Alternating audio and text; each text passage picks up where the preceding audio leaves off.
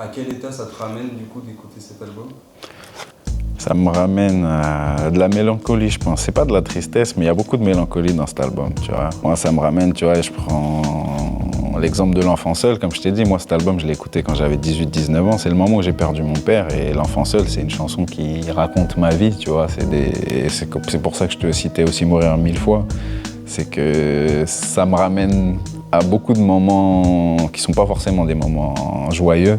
C'est plus des moments un peu compliqués ou un peu plus tristes, mais je pense que c'est les moments sur lesquels tu te construis, en fait. C'est les moments qui m'ont fait gagner en maturité, qui m'ont fait, comme je t'ai dit, devenir un homme. C'est le moment où, c'est la période où je suis parti de chez moi, où j'ai quitté le foyer maternel, tu vois. Donc c'est un peu ces moments où c'est des reality checks de ok, ça y est, là, va falloir que tu te démerdes par toi-même, frérot, tu vois. Le premier son, quand il commence Vision de vie, il a samplé une phrase de Jean Gabin d'un film des années 50-60 et cette phrase, en fait, t'aide à rentrer directement dans le propos qui va être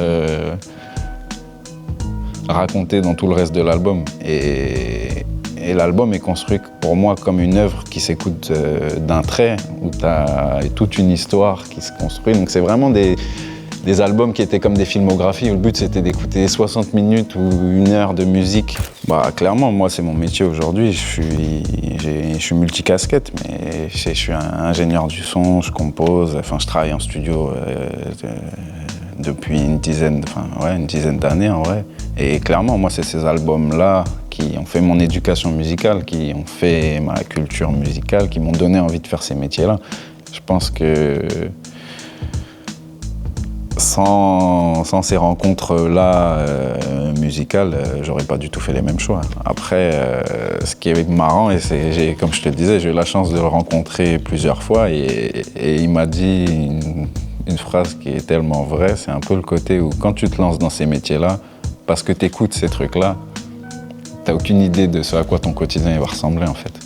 Tu vois, tu te fais une projection, tu t'imagines la vie que les artistes ou les compos ou les mecs qui bossent en studio ont, sauf que quand tu es sur le terrain, tu te rends compte qu'il y a des bonnes et des mauvaises surprises. En vrai, il y a quand même un sacré décalage. La réalité des artistes, c'est que quand ça marche, t'es jamais là en fait. T'es en tournée, tu dors dans des tourbus, t'as à peine le temps de voir ta famille. C'est un peu le mec qui gagne 1 million d'euros mais qui n'a pas le temps de le dépenser.